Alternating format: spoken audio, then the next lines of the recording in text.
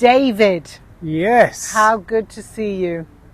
Very good to see you, Aviva. And it's been a while, actually. It has been.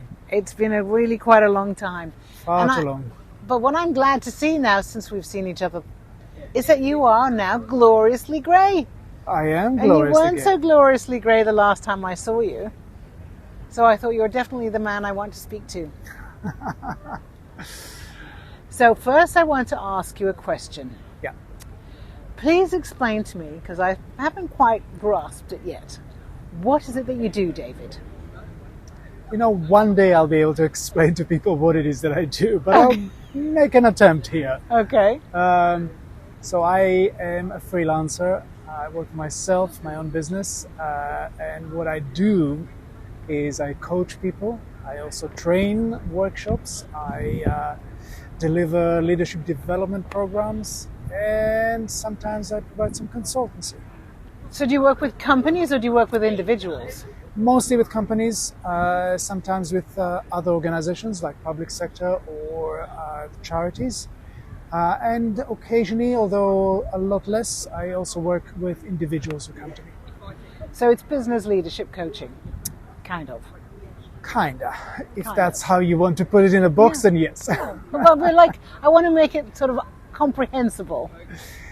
The thing that I specialize, the thing that I love doing, and the things that people come to me is that I work with strengths. I help them really see what they're strong at and how to use those strengths in a better way, rather than fix something they're not so good at. And that applies to individuals, human beings. It applies to teams, organizations. So it's less focused on fixing something or avoiding something or eliminating something. It's about bringing forward your strengths and really fully using them. And how long have you been doing this? In this form, probably 15 years now. Okay. Yeah. So why I ask is because in some industries, you're really only good as your last job. Yes. Depending what it is, if you're in films or if you're an actress or you're in there are many industries which are a little bit ageist, let's call it that. So in the last 15 years, would you say that when you walk into a room now as you are, do you feel that there's a different kind of approach to you? Do you feel that people maybe look at you slightly differently? Actually, it's the opposite in my case. Okay. It's totally the opposite. People actually appreciate my age and experience Okay. A lot more now, and I definitely noticed it.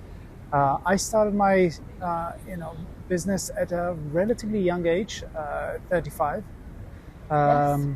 And so 15 years on, I can definitely see a perspective of it. I can see how my presence is different now, and people appreciate that. So in my industry and in my profession, it's actually really good to be a bit older. It's good to show that you are an experienced person. Yes. So that's a great thing to know, isn't it? And it's a great thing to have. Absolutely. And it's an interesting conversation because where we are, I would say that a lot of industries are quite ageist. Yes. It's important, a conversation to have about the perception of people as they get older and how useful they are. Yeah. So do you have to, is it something that you confront when you speak to your people who are being trained by you? Do you feel that it's an issue that they may be having? In terms of themselves or the people they work with? In themselves and their industries. Less in themselves. I think people, the age group that I typically work with are probably in the mid-30s onwards. Okay. So I don't see much of that, but they of course complain about the younger generation. Yeah. So they struggle to get stuff done and train people and engage the people who are just entering the work market.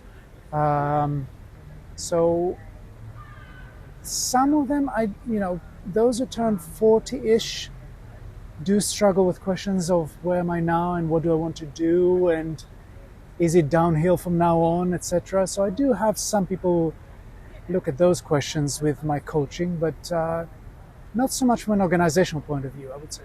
So would you say that some of the organizations that you work with, and like the type of organizations, do you feel that they are keeping current with having more experienced people working for them and with them? Or do you feel that there's still this ageism that is prevalent in some industries? Look, it's possibly there. I can't say it's not there, but the people that I interact with, it's less of a factor. The industries I've been circulating around, it's less of a factor. It's more, can you deliver? Right. Can you get the business? Can you deliver the results we're expecting you? And it's the level of motivation. Now, I don't know if younger people have more motivation possibly than older people. That might be a case. But as long as they can deliver, as long as they can show that they can, generate the profit, the margin, the business, it's fine. Great. Well, it's good to know that we still have relevance as we get older. Of course we do. And that's really important, I think. It's an important message for a lot of people in our age group. Well, we say our age group. You're a little bit younger than I am, but let's just call it our age group, because greys are I'm greys. very much in your group, darling. Greys are greys, and we should be celebrating them. So, talking a little bit more personally, how did you feel when you were showing signs of getting a little bit older? Was it something that you struggled with personally? You see, I never actually struggle with my age. My age is an age. It's a factor. It's a number. It's not saying any particular thing about me. I've had phases in my life, if you want, and it's not bound by age. But age never bothered me. However, I do remember people commenting about the appearance of grey hair. Right. That I definitely remember, including my dear husband, Yes. who made a point of mentioning that. Indeed. More recently, he complains about his own grey hairs and blames me for the appearance of his grey hair. Okay. But all jokingly, to be honest. But there were times where he suggested I should, dye my hair. It's interesting that, isn't it? And you know what? I can actually be. Well, I'll be honest with you and say that I have tried it once. Okay. I have. What did you do, henna, or did you just do that Grecian No, just 2000 I bought one thing? of these products you buy in Boots or something, and attempted to do And how did that work out for you? It was messy. It looked so unnatural that I was horrified. Suddenly, I turned black. Did you do your beard at the same time?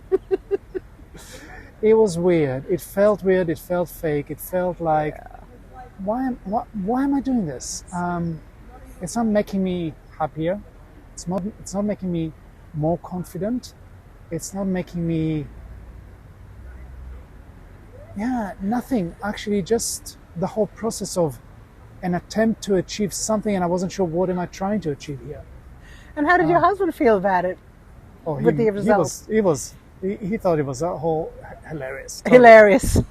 So in the end, you decided I decided, you know what? It's just going to have to deal with Put that aside. the older-looking husband. Yes. Yes. And, well, that's absolutely fine. It is what it is. Yes. My hair is what it is. I'm losing my hair anyway, so at Yes. some point it won't be even relevant. Well, that'll be a whole nother conversation, won't it? Of course. Yeah. And yes, it bothers me. Not the grayness. Yeah, the losing my hair slightly bothered me, but so what? So what? But the good thing about my age is actually what happened more recently. I turned 50. And that was such a stepping stone, a positive stepping stone.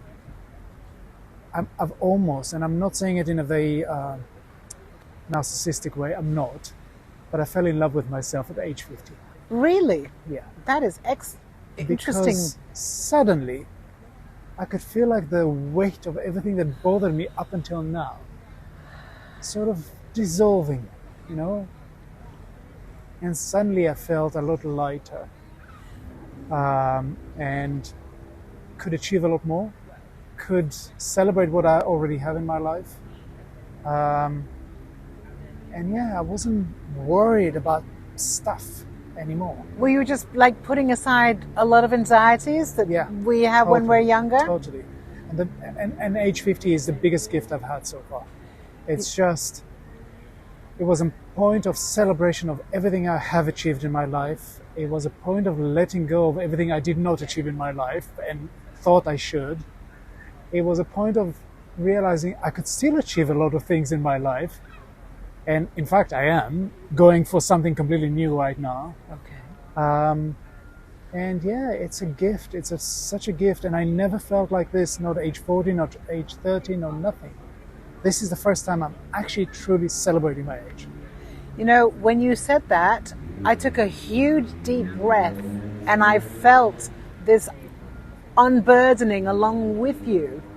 And I am so happy that you shared this with me, David, because I think there's going to be a lot of people who get a lot of our conversation. You know, I don't know when it happens to others, if it happens, at what age it might happen, but there might be an age where you just say, you know what, I can let go of a lot of stuff. I can really appreciate what I have and what I have achieved and what I have done and what I have experienced, good or bad, and then move forward with less baggage. Well, I'm so grateful that you shared that with us, David. Thank you so much. It's been great talking to you. Welcome.